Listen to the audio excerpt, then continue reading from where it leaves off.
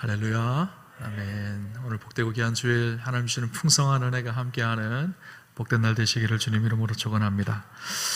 연말에 어느 한 교회에서 있었던 일이라고 합니다. 그 교회에서 교구 담당하는 목사님이 한 남자 성도님의 가정에 전화를 했습니다.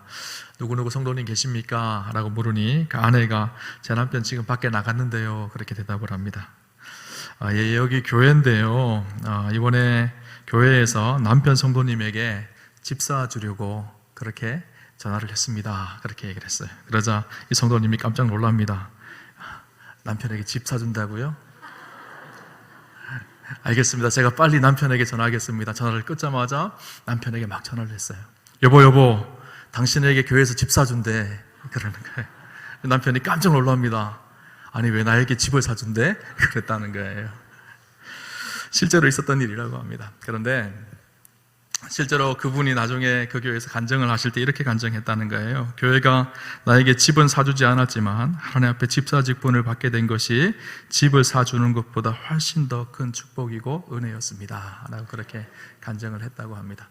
연말이 되면 교회마다 여러 가지 힘든 일들이 많습니다. 내년에 사역을 준비하며 새롭게 사명자들을 세우는 일들이 겪고 쉽지 않죠.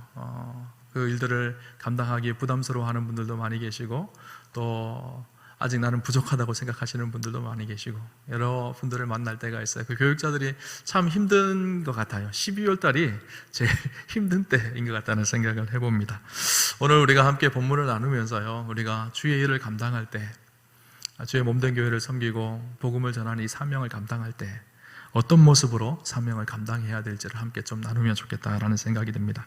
사람은 누구나 어떤 것에 매이기를 원하지 않습니다. 자유를 원하죠. 사람은 다 자유를 갈망하는 마음이 있습니다. 그래서 사실 인류의 역사는요, 이 자유를 위한 투쟁의 역사이기도 합니다. 자유를 얻기 위해서 때때로는 전쟁도 하기도 하고, 또 자유를 얻기 위해서 사람들은 끊임없이 투쟁을 하죠. 사람은 자유를 기뻐하지 노예가 되거나 얽매이는 것을 싫어합니다. 오늘 성경에 보면 사도 바울이 자유를 포기하고 종이 되겠다고 그렇게 고백을 하고 있어요. 오늘 보면 19절에 보면요, 뭐라고 얘기하는가 하면, 내가 모든 사람에게서 자유로우나 스스로 모든 사람에게 종이 된 것은 더 많은 사람을 얻고자 함이라, 그렇게 이야기합니다. 내가 자유롭지만 스스로 종이 되겠다는 거예요. 이 종이라는 단어가요, 헬라어로 둘로스라는 단어인데요, 이 둘로스라는 단어는요, 노예라는 말이에요. 당시 로마 시대의 노예는 어떤 삶을 살았죠? 인간만도 못한, 주인이 하는 말에 무조건적인 복종을 하는 삶을 살았던 사람들이 노예입니다. 노예가 되기를 기뻐하는 사람은 아무도 없을 거예요.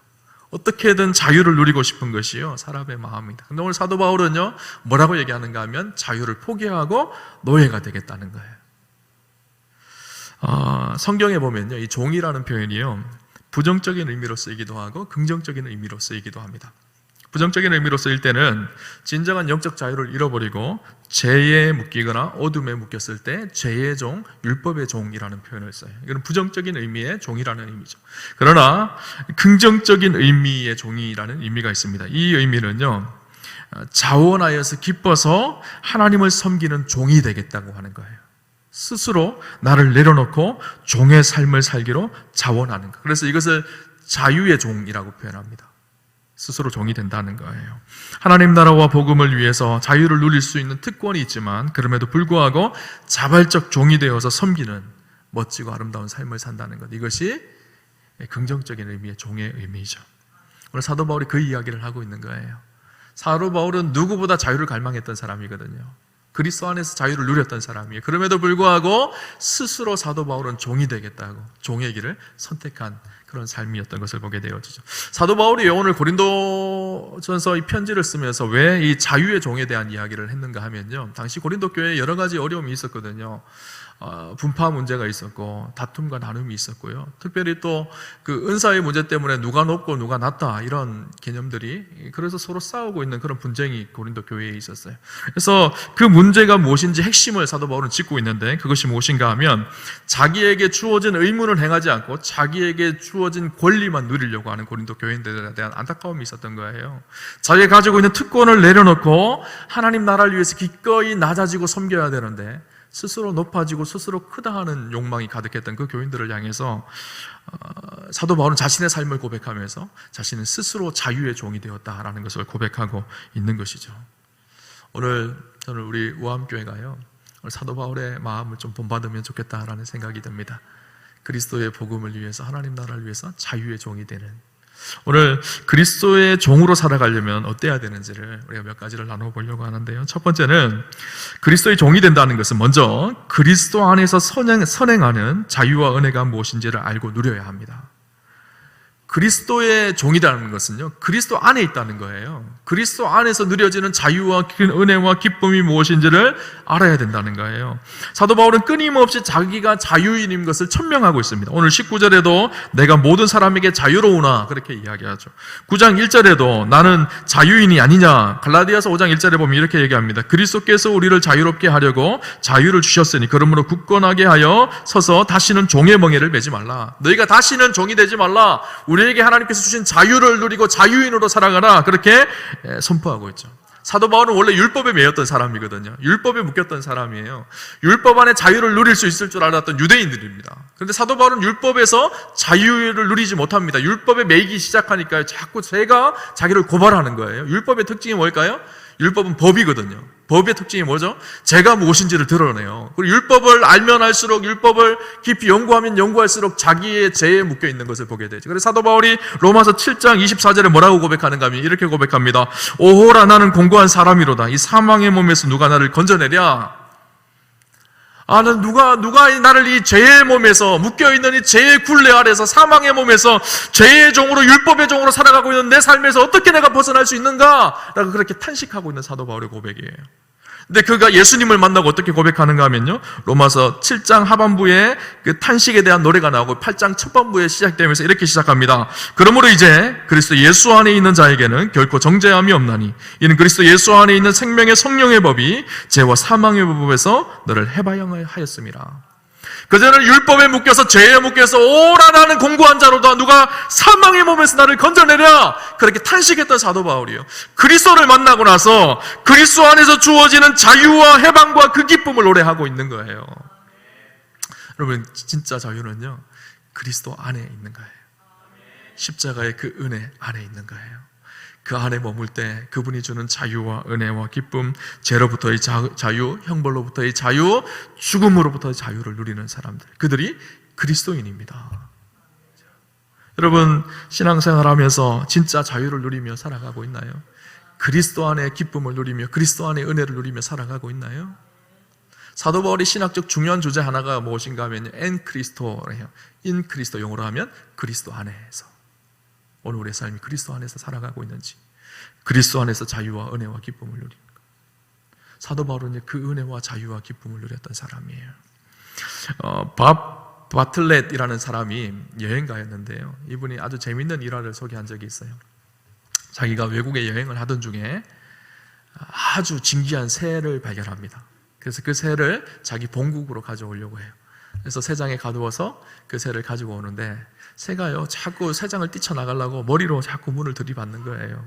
망망대해 대서양 바다를 건너가는 그 배 위에서 새가 뛰쳐나가려고 부리로 그 문을 쪼기도 하고 머리로 들이받기도 하고 이렇게 날개짓을 하니까 펄럭펄럭 떼기도 하고 막, 그런데 그러다가 문이 탈칵 열려버렸어요. 그 새가 빠져서 하늘로 날아가 버린 거예요. 너무너무 아깝다 하고 있는데요, 한참 후에 재밌는 일이 일어납니다. 이 새가 멀리 도망갔는 줄 알았는데 다시 배 위로 날아와서 털썩 쓰러지는 거예요.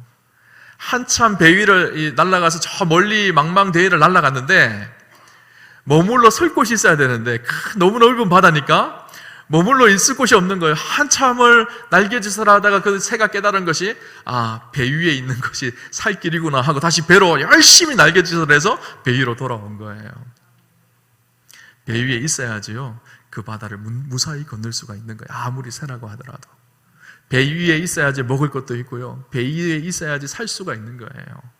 진짜 자유는 멀리 날아가는 것이 아니라 배 위에 머무는 것이 진짜 자유인 거예요. 오늘 우리 그리스도인의 삶도 마찬가지입니다. 교회 다니면 불편하지 않아? 주일날 교회도 가야 되고 해야 될 일도 많고 의무도 많은 것 같고 세상적인 놀이도 못 노는 것 같고, 아니에요. 진짜 그리스도 안에 있을 때 진짜 자유와 은혜와 기쁨이 있는 거예요. 그분의 보호하심과 인도하심과 십자가의 보혈의 능력 안에서 우리가 참 자유와 은혜와 기쁨을 누리는 것이죠. 사도 바울은 이 은혜와 자유와 기쁨을 누렸던 사람이에요. 그 자유와 기쁨 속에 감격했던 사람이에요. 사도 바울이 어떤 사람이 원래 죄인 중에 죄인이었어요. 죄인의 괴수였어요. 그랬던 그가 그리스도 안에서 참 자유와 은혜. 그래서 사도 바울이 쓴 서신서들을 가만히 보면 다 이 자유에 대한 노래예요. 복음 안에서 누려진 그 은혜와 기쁨에 대한 노래인 거예요. 그렇죠? 오늘 그리스도인들은요, 이 자유와 은혜를 누리는 사람들입니다. 근데 중요한 것이 있어요. 이 자유와 은혜를 누리는 진짜 기쁨이 있는 사람들은요, 이제는 그 자유와 은혜를 그리스도를 위해서 포기하는 결단이 있다는 거예요. 그래서 그리스도의 종이 된다는 것은 두 번째는요, 그 자유와 은혜 때문에 자발적으로 권리를 포기하여야 합니다. 그 은혜가 너무 크기에, 그 사랑과 그 감격이 너무 크기에 이제는 기꺼이 주를 위해서 내 삶을 드리겠습니다. 십자가의 사랑과 은혜가 너무너무 감격스럽기에 이제는 그 은혜와 사랑 때문에 기꺼이 내 삶을 내어놓겠습니다. 사도 바울이 뭐라고 고백하죠? 고린도전서 15장에 보면 이런 고백을 합니다. 나는 사도 중에 가장 작은 자라. 나는 하나님의 교회를 박해하였으므로 사도라 칭함받기를 감당하지 못할 자니라. 그러나 내가 나된 것은 하나님의 은혜로 된 것이니 내게 주신 그의 은혜가 헛되지 아니하여 내가 모든 사도보다 더 많이 수고하였으나 내가 한 것이 아니요 오직 나와 함께 하신 하나님의 은혜로라. 사도 바울은요, 늘 이 은혜의 고백과 감격으로 살았어요. 그리스도의 사랑이 나를 강권하시는도다. 에베소서에 보면 사도 바울이 그런 고백을 하거든요. 그리스도의 사랑이 나를 강권한다. 이 고백은요, 강권이라는 말이 이 헬라어로 신 에코라는 말인데 내 삶을 날마다 휘어잡는다는 거예요. 하나님의 놀라운 사랑과 놀라운 은혜가 사도 바울의 삶을 휘어잡았다는 거예요. 그 감격과 그 은혜로 살았던 사람 사도 바울은요, 이제는 그 은혜와 그 감격 때문에 이제는 나를 위해 사는 것이 아니라 나를 위해 십자가에 죽으신 그리스도, 그분을 위해 살겠다고 자신의 것을 포기하며 그렇게 살아갑니다. 자기에게 주어진 충분한 누릴 수 있는 자유와 은혜와 권세가 있었지만 그것을 누리지 않고 스스로 주를 위해서 종이 되겠다고 고백을 하는 거예요. 그렇죠? 그리스도의 종은요, 그런 자들이에요. 억지로 끌려와서 억지로 종이 되는 사람이 아니라요, 그 은혜와 그 감격과 그 사랑이 너무 크기에 자발적 종이 되는 사람이에요. 이 자유의 종에 대한 개념이 사실 구약에 나오는 개념입니다. 출애굽기 21장에 보면요, 이런 법규가 있습니다. 어떤 사람이 종으로 팔려왔어요. 근데 유대인 법에는요, 이 율법에는 어떤 법이 있는가 하면 6년 동안 그가 종으로 살지만 7년째가 되어지면 그를 다시 돌려보내줘야 합니다. 자유인이 되게 해줘야 돼요. 근데 어떤 종이 종으로 끌려왔는데 6년 동안 열심히 주인을 섬겼는데 주인이 너무 좋은 거예요. 이런 주인을 만날 수가 없는 거예요. 너무너무 은혜롭고 좋은 주인을 만난 거예요. 6년이 되어서 돌아가야 되는데 돌아가기가 싫은 거예요. 다시 주인하고 같이 살면 너무너무 좋겠다. 진짜 자기 자녀처럼 대해주는 주인을 만난 거예요. 그래서 그곳에 머물고 싶은 마음이 들었어요. 그래서 주인에게 찾아갑니다. 주인님, 제가 6년이 지났지만 7년째가 되어졌지만 돌아가기가 싫습니다. 주인님과 함께 살고 싶습니다. 이제는 내가 자발적 종이 되겠습니다. 자유의 종이 되겠습니다. 라고 선포합니다. 그러면요, 이 주인은요, 그를 재판장 앞으로 데려갑니다. 제사장 앞으로 데려가서 그의 길을 뚫어요. 길을 뚫는다는 의미가 무엇인가 하면 자유의 종이 되었다는 거예요. 이제는 자유의 몸이 되었지만 스스로 종이 된다는 거예요. 주인을 섬긴다. 그래서 주인이 다시 그 종을 데리고 옵니다. 이제는 집에서 종의 직분을 가진 사람이 아니라 자녀처럼 그를 사랑하고 섬기고 돌보아주고 인도해 주는 거예요. 그것이 자유의 종이에요. 주인의 사랑과 은혜가 너무 커서 스스로 종이 되는 거예요. 오늘 우리 그리스도인이 오늘 사도 바울이 얘기했던 것처럼 스스로 종된다는 것은 그런 거예요. 하나님의 사랑과 은혜가 너무 크기에 그 사랑과 은혜에 감격하여서 주를 위해 살겠다는 거예요. 이제 낮아져서 주님의 뜻을 이루어가며 스스로 그리스도에게 붙들린 노예된 삶을 살겠다는 거예요. 사실 이 자유의 종의 가장 모델이 되는 분이 있어요. 누굴까요? 예수님이세요. 그죠?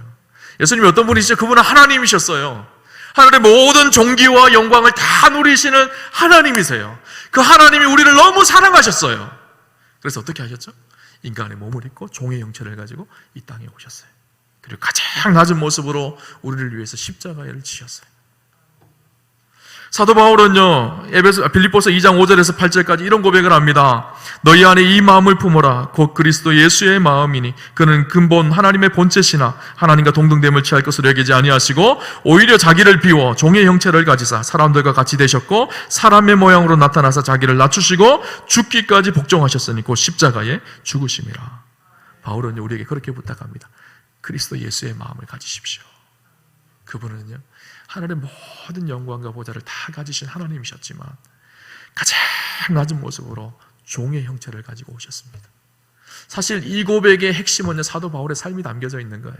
바울은 이 고백 위에 살았어요.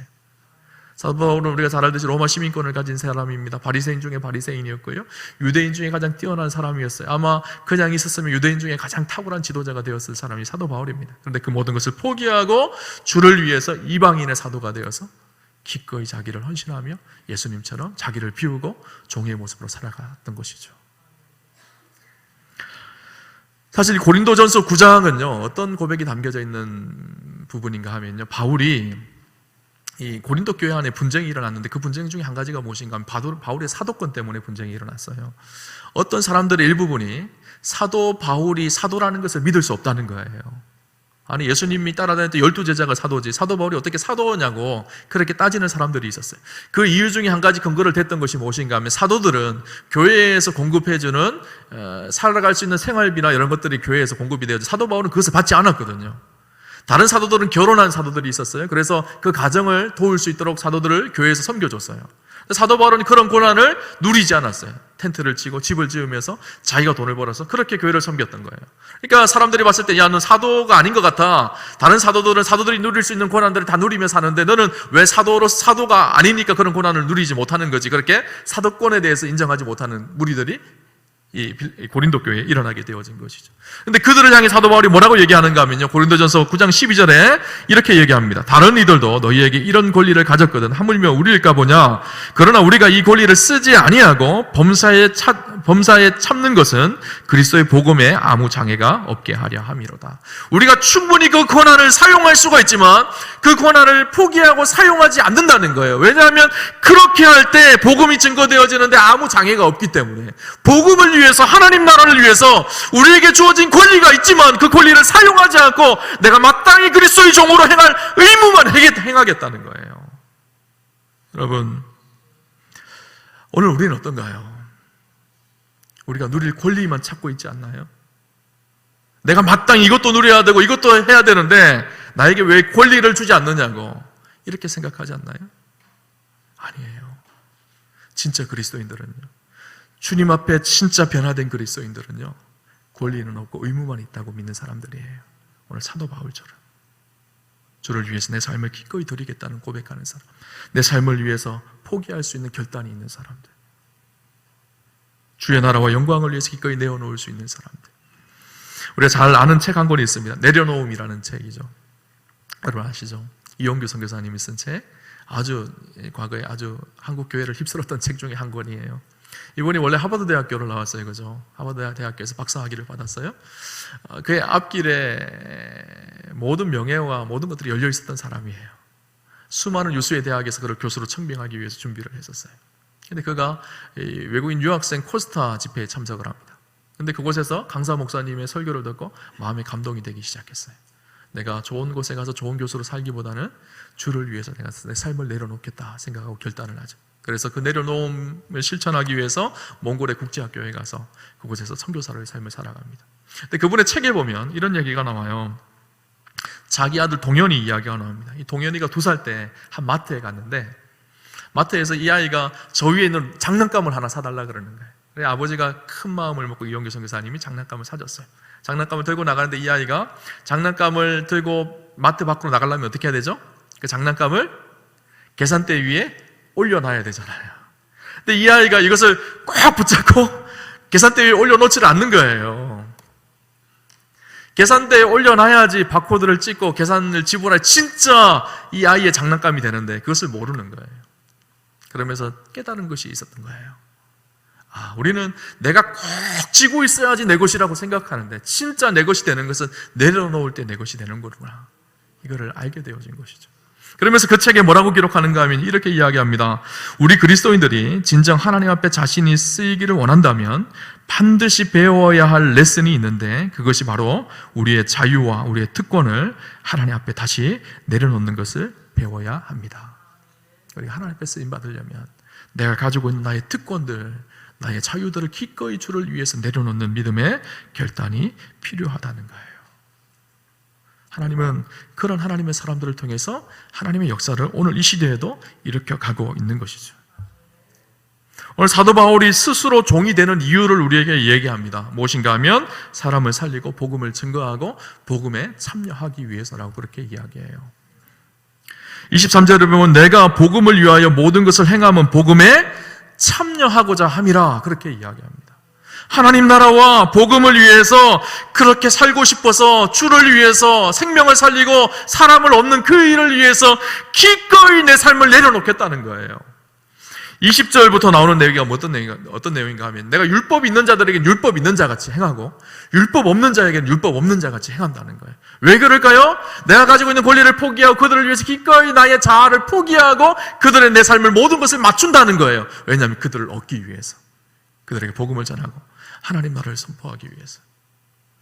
22절부터 무슨 얘기인가 하면요, 내가 약한 자들에게는 똑같이 약하여져서 약한 모습 속으로 그들 속에 들어가서 그들을 섬기고 그들에게 복음을 전하는 일을 감당하겠다는 거예요. 나를 포기하고 내 스타일도 포기하고 나의 자아와 나의 주장도 포기하고 주를 위해 기꺼이 내어놓겠다는 거예요. 사도 바울은 어떤 사람일까요? 생명조차도 조금 더 귀한 것으로 여기지 않겠다고 사도 바울은 고백합니다. 하나님 나라를 위해서, 잃어버린 영혼을 위해서, 사람을 얻기 위해서 생명도 조금 더 귀한 것으로 여기지 않겠다는 거예요. 우리가 사는 사도행전 20장 22절 말씀을 알죠. 내가 달려갈 길과 주 예수께 받은 사명 곧 하나님의 은혜의 복음 증거하는 일을 마치려 하면은 나의 생명을 조금 더 귀한 것으로 여기지 아니하노라. 기꺼이 자기의 인생 전부를 그리스도 앞에 내어놓는 그리스도의 종이 되겠다는 거예요. 여러분, 기독교 역사 2000년은요 이렇게 사도 바울처럼 기꺼이 자기의 것을 포기하고 기꺼이 자기의 것을 내려놓고 주를 위해 살았던 사람들을 통해서 기독교 역사가 진행되어졌어요. 여러분, 한국교회의 100년의 역사가 그냥 흘러온 것이 아니에요. 여러분, 우리 우암교회가 그냥 생뚱맞게 100년 전에 뚝 생긴 것이 아니에요.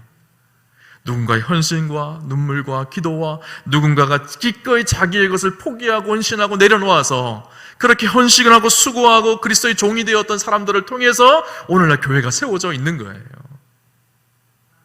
한국교회가 그냥 생긴 것이 아니에요. 세계 어느 교회에 비해서 폭발적인 부흥과 은혜를 경험한 것은 그만큼 믿음의 사람들이 기꺼이 그리스도의 종이 되기 위해서 헌신하고 수고한 믿음의 사람들이 있었기 때문에 가능한 일이었었어요. 여러분, 한국교회 초기에 복음이 들어올 때 어떤 일이 일어났을까요? 수많은 선교사님들이 들어와서요 희생당하고 헌신다했어요. 그들이 선교사로 들어왔을 때요, 지금은 우리가 대한민국이 잘 사는 나라잖아요. 불과 100년 전만 해도요 우리나라는요 지금의 동남아보다 훨씬 못 사는 나라였어요. 우리가 선교사님들이 아프리카로 선교사로 간다 그러면 마음이 짠하고 아프잖아요. 당시에 미국 선교사들이 한국에 들어온다 그러면 다 걱정했어요. 가서 풍토병에 걸려서 돌아가시면 어떡하나, 죽으면 어떡하나, 순교를 각오하고 온 그럼이었었어요. 서울의 합정동에 가면요 양화진이 있습니다. 양화진 선교사 묘원이 있죠. 그 묘원에 가면요 10개국에 395명의 선교사님들이 묻혀져 있어요. 젊은 나이에 유망했던 사람들이 기꺼이 자기의 삶을 포기하고 헌신하고 자기의 삶을 내려놓고 조선 땅에 들어와서 주의 복음을 살아갔던 사람들이, 그들의 묘비 앞에 보면요 주옥 같은 말씀들, 그들의 삶에 있었던 기록들이 담겨져 있습니다. 제가 그 중에 하나가 기억나는 것이요 루비 캔드릭이라는 선교사님의 이야기예요. 이분이요 24살에 한국에 들어옵니다. 처녀의 몸으로 가장 아름다운 인생의 그 시간, 유망받고 촉망받던 그 여인이요 조선 땅으로 들어와요. 그리고 개성에서 학생들을 가르치고 그곳에서 1년 동안 언어 훈련을 합니다. 한국어를 모르니까 한국어 언어 훈련을. 그런데 그가 맹장염에 걸려졌어요. 지금은 우리가 맹장병 아무것도 아니지만 당시에는요 수술하거나 이런 것이 잘 발달되어 있지 않아요. 그런데 이 맹장염에 걸려서 들어온 지 1년 만에 죽습니다. 순교를 당해요. 그 무덤이 묻혀져 있습니다. 근데 그가요 죽기 얼마 전에 자기 본국에 보낸 편지가 있어요. 본국에서 잘못될지 모르니까 빨리 귀환하라는 편지였었어요. 그 귀환한 편지에 그가 뭐라고 답했는가 하면 이렇게 답합니다. 나에게는 1000개의 생명이 주어진다 해도 그 모두를 조선을 위해 바칠 것입니다 라고 쓰여져 있었어요. 그가 순교를 당합니다. 그의 묘지에 쓰여진 글이에요. 그 글이에요. 나에게 1000개의 목숨이 있다고 하더라도 나는 조선을 위해서 드릴 것입니다. 근데 그 편지에 감동된 20명 정도의 젊은이들이요 꿈을 꾸고 선교사가 되어서 조선 땅에 들어오기 시작했어요. 비록 그가 1년 만에 조선 땅에서 죽음을 당했지만 그럼에도 불구하고 그의 복음의 씨앗이 오늘까지 흘러오게 되어진 거예요. 하나님, 이 땅의 복음은요 그냥 세워진 것이 아니에요. 누군가가 하나님 나라를 위해서 생명을 살리고 사람을 얻기 위해서 사도 바울처럼 기꺼이 자기를 희생하고 헌신하는 믿음의 사람들을 통해서 하나님 나라의 역사는 진행되어져 온 거예요. 우리가 들은 이 복음이 공짜로 생긴 것이 아니에요. 누군가의 눈물과 헌신과 기도가 있었기 때문에 복음이 들려지고 교회가 세워진 거예요. 오늘 우리가 그 바톤을 이어받았어요. 근데 우리는 나만 바라보고 나의 권리와 나의 유익만을 생각하며 살아가려고 할 때가 너무너무 많습니다. 여러분, 그리스도를 위해서, 주를 위해서 무엇을 내려놓아 보셨나요? 여전히 그거 꼭 붙들고 살아가고 있는 그 무엇이 있지 않나요? 주님보다 더 귀하게 여기는 그 무엇이 있지 않나요? 한 교회에 이런 일이 있었다고 합니다. 어느 교회 권사님이 강아지를 너무 사랑하는 거예요. 강아지를 너무 좋아해요. 강아지를 위해서 좋은 옷도 입히고요, 강아지 미용도 날마다 시켜주고요, 강아지 머리에 염색도 해주고요, 강아지 발톱에 매니큐어도 발라주고, 강아지를 너무너무 사랑하고 좋아하는 거예요. 근데 이 강아지가 어느 날 집을 나가버렸어요. 난리가 난 거예요, 권사님. 그래서 목사님에게 전화를 했어요. 목사님, 저희 집에 있는 해피가 집을 나갔습니다. 저희 집 강아지를 위해서 기도해 주십시오. 목사님이 전화기를 들고 강아지를 위해서 막 기도를 해주셨어요. 구역 식구들한테 다 전화를 막 돌렸어요. 권사님, 우리 해피가 집을 나갔는데 이 해피를 잃어버렸는데 해피를 찾도록 기도해 주세요. 집사님, 해피를 찾도록 기도해 주세요. 그래서 그 교회가 그 강아지 찾기 위해서 기도를 열심히 했대요. 그래도 마음이 안 놓이는, 그래서 그날 밤에 이 권사님이 교회를 왔어요. 철야하기 시작했어요. 하나님, 우리 해피를 꼭 찾아야 합니다. 눈물로 울부짖으면서 해피를 찾기 위해서 간절히 밤새도록 기도하다가 새벽이 되어졌어요. 새벽 시간이 되니까 너무너무 피곤했어요. 잠깐 졸았는데 꿈속에 예수님이 나타나셨대요. 그러면서 그 권사님에게 그렇게 말씀하시더라는 거예요. 개권사야, 그러시더라는 거예요. 개권사야, 너는 잃어버린 영혼을 위해서 밤새도록 기도해 본 적이 있느냐? 개권사야, 너는 한 영혼을 구원하기 위해서 네 것을 희생해 본 적이 있느냐? 개권사야, 너는 영혼을 구원하기 위해서 네 삶을 하나님 앞에 드려본 적이 있느냐? 예수님 그렇게 물으시더라는 거예요. 마음이 뜨끔하더라는 거예요. 없는데요, 주님. 그렇게 대답하니까 하나님께서 하시는 말씀이 너는 개권사다, 그러시더라는 거예요. 여러분, 혹시 우리가 그렇지 않나요? 두려웠어요. 개 목사야, 그러면 어떻게 할까, 하나님이? 물론 제가 개를 그렇게 사랑하는 건 아니지만 하나님 말고 하나님보다 더 기뻐하는 그 무엇이 있다면 똑같이 그런 거죠. 개 목사야, 개 권사야, 개 집사야, 개 장로야, 이렇게 불림받으면 얼마나 충격적인 일이에요, 그죠? 오늘 축복하기는 오늘 우리 안에 믿음의 결단이 있었으면 좋겠습니다. 주를 위해 기꺼이 내 삶을 내어놓을 수 있는 사도 바울의 고백처럼 그리스도의 종으로 살아가는 그 삶이 사실은 진정한 기쁨과 진정한 만족의 자리라는 사실을 여러분 기억하셨으면 좋겠어요. 기꺼이 주를 위해 헌신할 수 있는 믿음의 결단이 있으셨으면 좋겠습니다. 한 해가 마무리되어져 가죠. 2023년도를 시작하죠. 오늘 한 해를 잘 마무리하셨으면 좋겠고요. 2023년도는 내가 꼭 붙들고 있는 것, 이것만은 포기할 수 없다고 생각하는 것, 그거 겸손하게 하나님 앞에 내려놓고 내 삶을 주를 위해서, 복음을 위해서, 주의 몸된 교회를 위해서 기꺼이 내어드릴 수 있는 믿음의 결단이 오늘 저와 여러분 가운데 있으시기를 주님 이름으로 축원합니다. 우리 같이 한번 찬양하면서요, 믿음의 결단을 하나님께 올려드렸으면 좋겠는데, 내가 주인 삼은 모든 것 내려놓고 이 찬양 믿음으로 고백하며 우리의 기도를 담아서 이 찬양을 하나님께 올려드렸으면 좋겠습니다.